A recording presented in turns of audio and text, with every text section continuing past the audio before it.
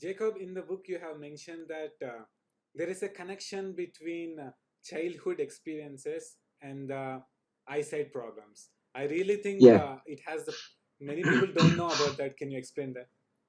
Yeah.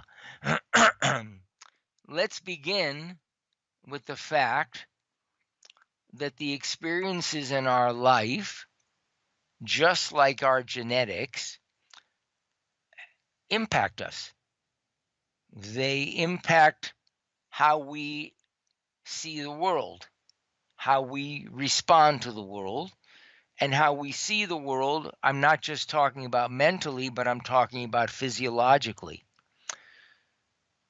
And that's very important. But I want to make it even bigger because the experiences of our lifetime, when you look at your parents, if you were to have a deep conversation, you might find that they had very similar experiences. And if they speak to their parents, they might find that they also had very similar experiences. So, what I'm sharing with you is our childhood experiences did not originate in our childhood. They have been part of our lineage for tens of thousands, if not millions of generations. We do not know their origin. They are part of our life's journey and they mold us. In the process of noticing how we are impacted by our experiences, the possibility exists that something can open, not only for us, but it can also open for our ancestors simultaneously. Jesus in the Bible was quoted as saying, "The truth shall set you free." In understanding our childhood experiences, and then noticing that our parents had similar experiences and that their parents had similar experiences, we begin to realize that our parents are not the fault of our problems. I'm not this way because my father did this or my mother did this or they didn't share this, or we begin we begin to understand ourselves, that each of us is always at our maximum potential. Each of us is always responding to everything that's going on in the best possible way possible. Why is that important? When we realize that we are always responding in the best way that we can, and that occurs without us naturally,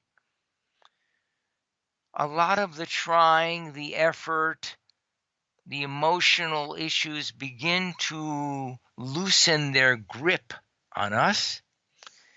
And that's when things begin to open. Why do they open? Not because of what we do, but because of what we see.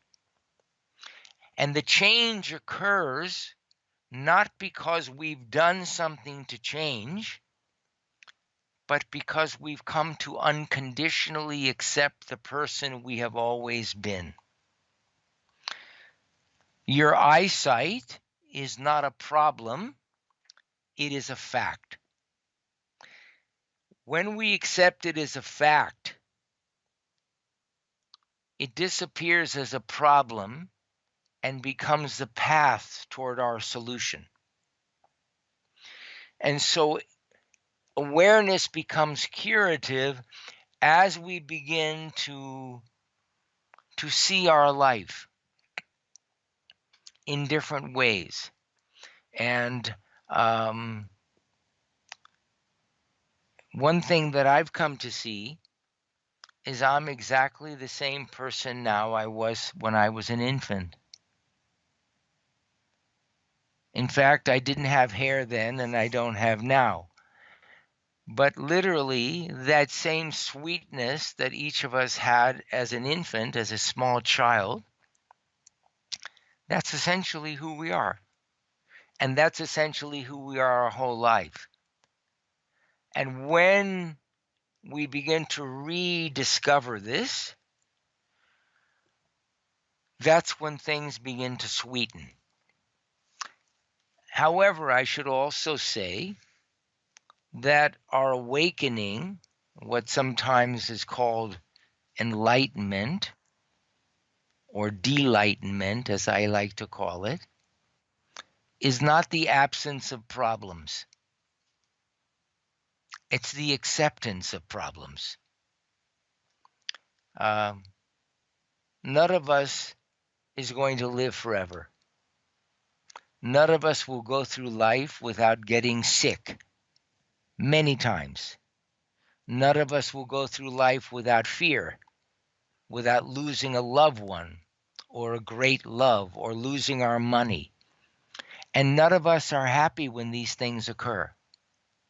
And all of us will experience the mind worrying, and all of us will experience our body shaking when fear is there.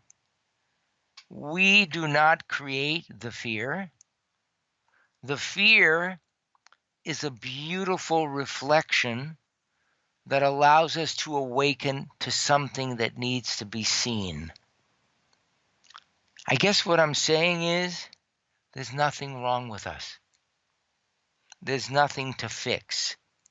Your eyes don't require fixing. They are, in fact, what brought us together. Wow, what a miracle. So, yeah, subscribe to BNS Goku Great.